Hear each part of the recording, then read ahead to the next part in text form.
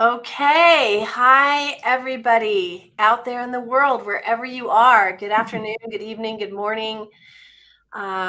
It's so nice that you're joining us, whether you're joining us live or you're watching the recording.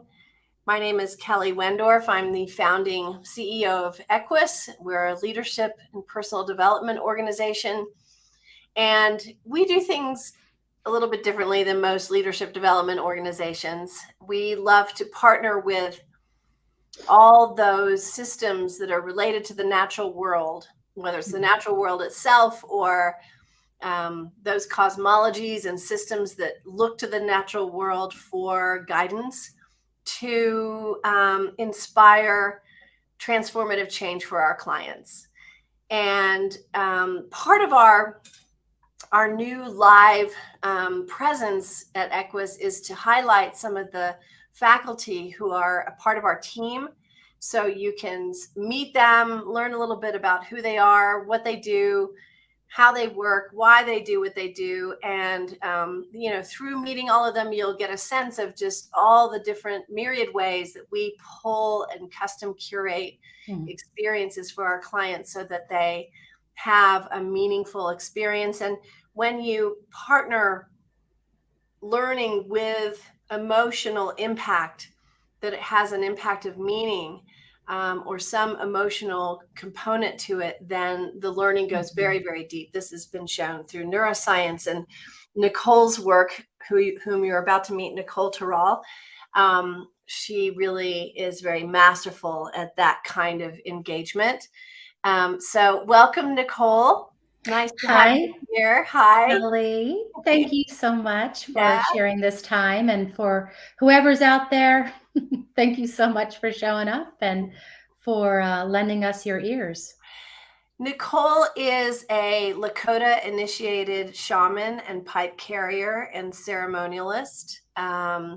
She comes from a long lineage of elder teachers in many traditions. Most probably one of the most that I'm familiar with is her lineage through the Lakota people and her teacher, Harry Charger, who is an elder. And also, she and her husband Todd run a community health center here in Santa Fe, an award-winning center. It's very amazing. So Niccole is very, very much boots on the ground, hands in the earth. And I want to just ask you some questions so that people can maybe relate a little more closely to your work. What is shamanism? Oh, that's a big, broad term. So, shamanism is a way that you can view the world through a lens of indigenous traditions, whether those traditions come from South America, North America, Australia. It is rooted and grounded in over 10,000 years of ancient ceremonies, techniques, rituals, and different technologies, I'll say that word. And it's a way to,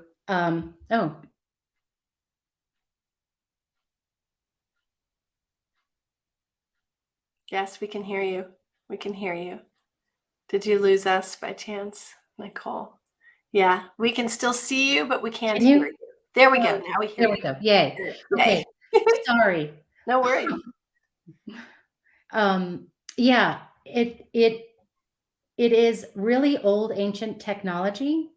And again, there are so many indigenous cultures and tribes that have set footsteps for us, should we choose to follow in those footsteps and those teachings and those learnings. But it's really a place where we can touch into what I call the non-ordinary or the invisible worlds. Okay. So yes, we have this experience of being able to see in our 3D world, right?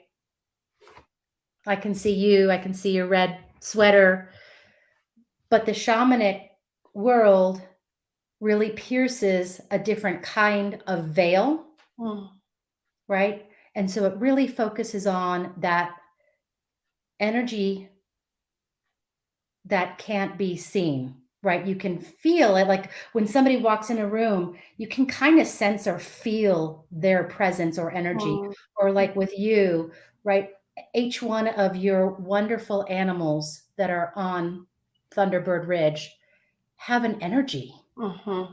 They carry a presence that if they were behind you,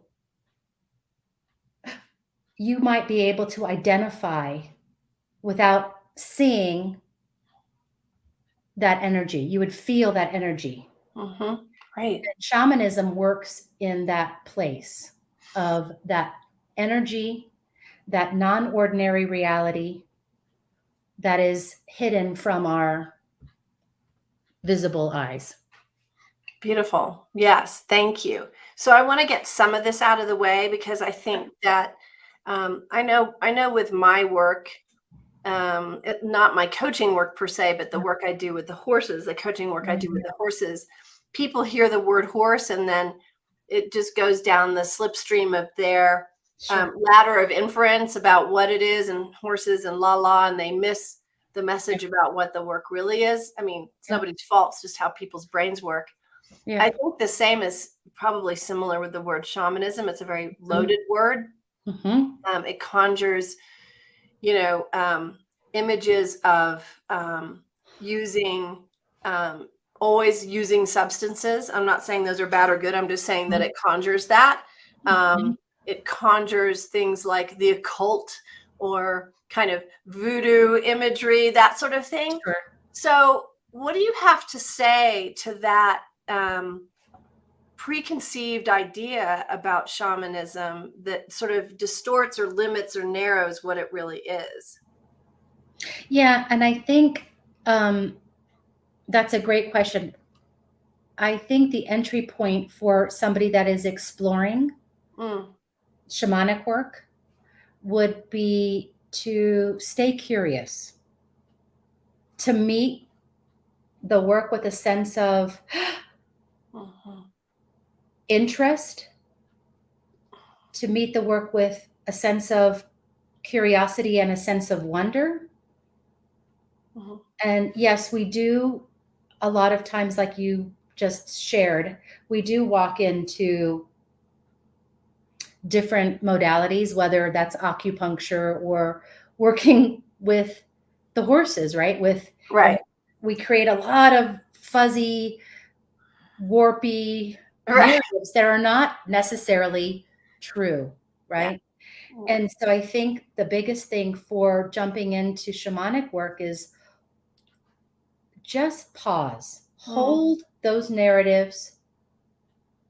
Let's not jump to conclusions, not create assumptions and, throw the boulder downhill. The point. Right. Yeah. And I think that's the biggest thing for the work. It's staying open, staying receptive, staying available. And when we are those things, then true healing or true medicine can really come forward. These qualities can really emerge if one stays in that place. Yeah. I don't know if that answered the question. I hope Yeah, no, I think it does. And I know in my own experience, I mean, I've been exposed to and participated in shamanism and shamanistic practices and ceremonies and journeys since I was in my early 20s. But I remember that my kind of first way in was really as simple as recognizing that my feet were on the earth, recognizing that there are 4 directions, that those directions have an energy and an influence, recognizing that the lunar cycles and the circadian rhythms all have impact.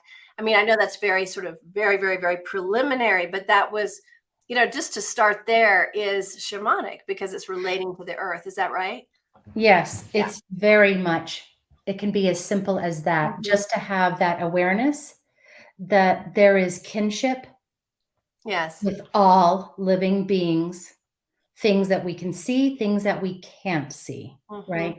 And so there's this concept that we have in Peruvian in Andean shamanism, and the word that they use and that we use is what is called kausai.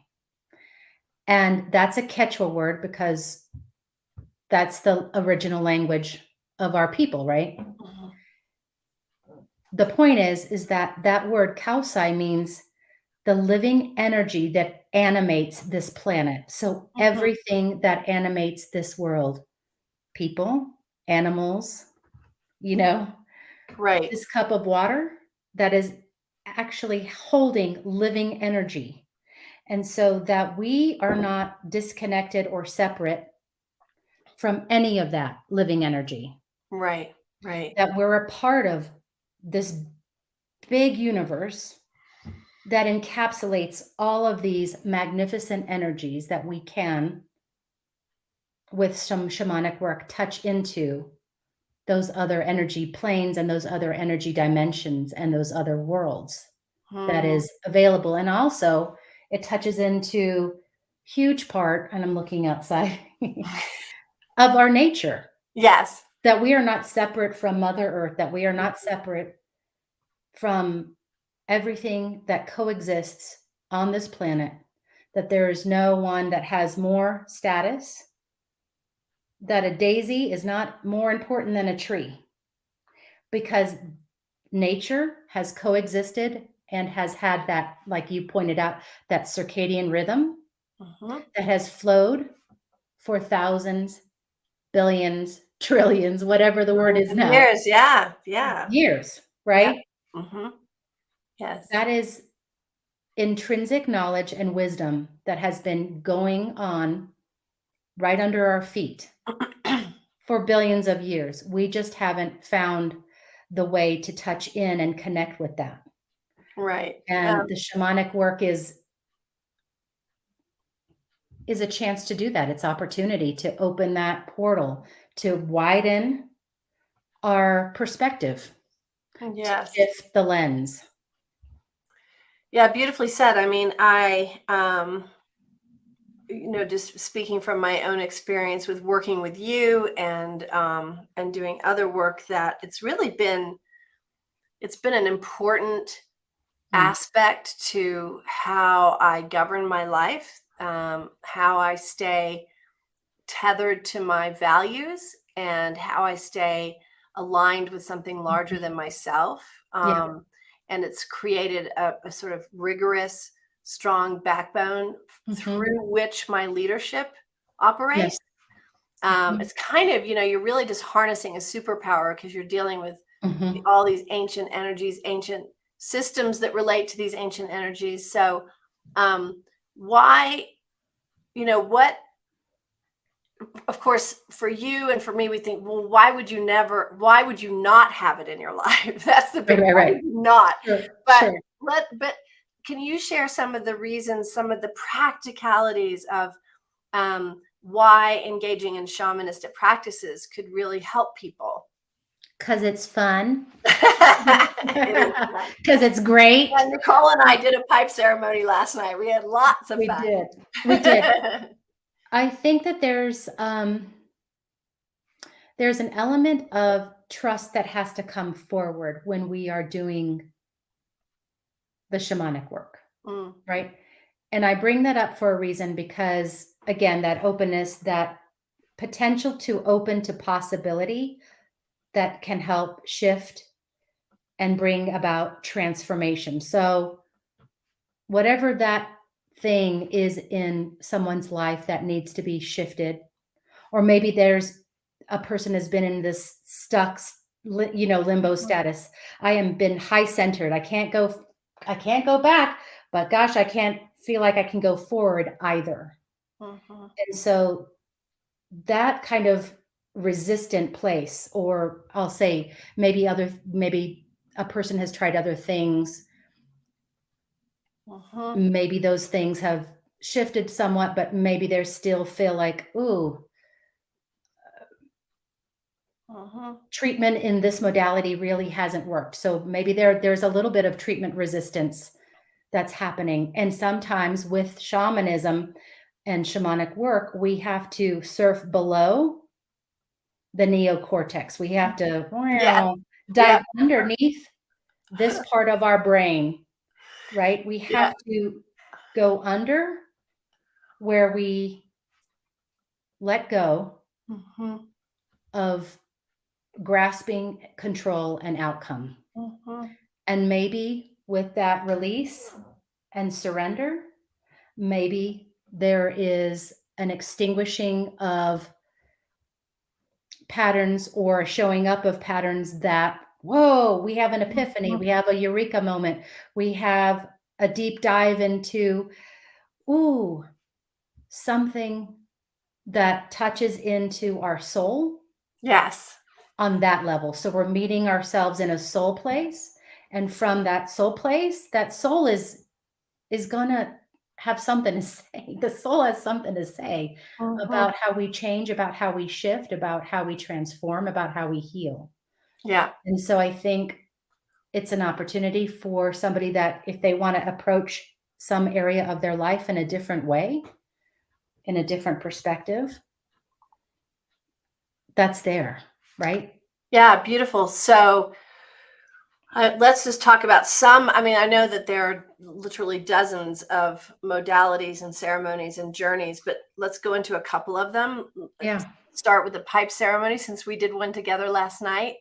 Yeah. Um, and from my perspective, we did it because it was time to come together again, you and I, Yep. to align our life together, our friendship, Mhm.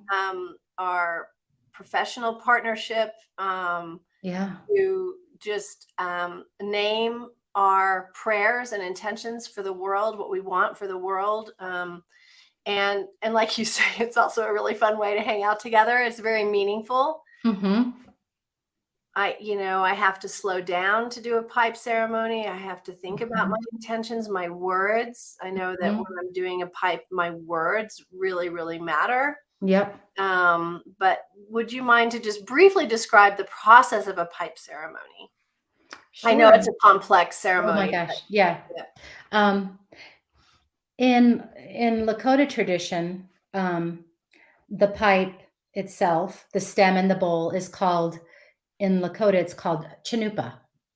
Okay. That's just the Lakota word for stem and bowl, right? The pipe. Mm, mm, And that beautiful pipe was gifted to the Lakota people by a phenomenal goddess, a phenomenal woman mm, who is named by the Lakota and revered and named as White Buffalo Cow Woman. yes. So, really having that line towards Mother Earth, having that tie towards the goddess and the sacred feminine, but also standing up for the Lakota way, the beauty way, which is matriarchal. The matriarch brought this gift forward. Mm, And that's a big deal. mm, It's a huge deal, right? yeah. Because as we are moving through these different changes in our and different seasons of the planet of the world and so much happening, we really want to usher this energy forward, right? This feminine goddess archetypal energy forward. And the pipe is a way to do that. Mm, And as we go into pipe ceremony, we do smoke clearing with smudge. Usually I use sage. mhm. We smudged ourselves yesterday, really Yeah, good, as yes. a way to help ground. And these things are not great. My earbuds. Mm, But as a way to help clear our energy, the smoke clearing. So whatever a person might use, whether cedar or sage or whatever they feel good about, that smoke clearing helps refine the energies, helps polish those energies up so that there can be discharge and dispelling of any disharmonious energies. mhm. And then we use tobacco because tobacco is the sacred plant ally for the Chanupa ceremony. So Yeah. we put some tobacco in the bowl. We also And for me, what that looks like is I call to the 4 directions. I really call in all my spirit allies and my spiritual community and alliances. And those alliances come in really strongly to help guide the ceremony. And also, when we share the pipe, we pass it after I'm finished with my prayers, I pass it to you. And it gives us an opportunity to speak from the heart. Mm-hmm. So, whatever is on our heart, yes, we just want to say it. We want to pray to that, yeah. which is authentic and genuine. And also send up what I call sending up your voice so that it is heard and channeled through those unseen energy fields, through those worlds where the spiritual family can take a Yes. hold of the prayers and the requests. I heard you. Yeah. I got you. You have a hand on your back. You have lots of hands on your back. And those prayers get sent up. Yes. Yeah, you can The feel. cosmos. It's very Yeah. it's a very lovely experience, and there is that feeling that you're not alone and that you're participating with something Yeah. much larger. Sure. So let's go to one more because I know it's an Okay. EQUUS favorite. And again, just briefly, Yeah. we only have about 5 more minutes left, but spirit animal journey. What is a Yes. spirit animal, and how do you find him? Okay. I know it's one of my favorites too. So I kind of want to kind of talk really quickly about the 2 animal journeys, the soul animal and the Yes. spirit animal. They are for those that have experience, they'll know the difference. But anyway, it is a journey that happens in the comfort of the EQUUS facility, or Mhm. it can be done online, which is awesome. Which Oh, we yeah. figured that out. That Yes, wow, that's wow. right. So that's really cool. But typically, the setup is wherever you are going to spend your hour and a half, you want to make sure that your space is really conducive to bringing into this work. So all the things that are important, and that means turning off the technologies and all that good stuff. But Right. you have a yoga mat usually on the floor.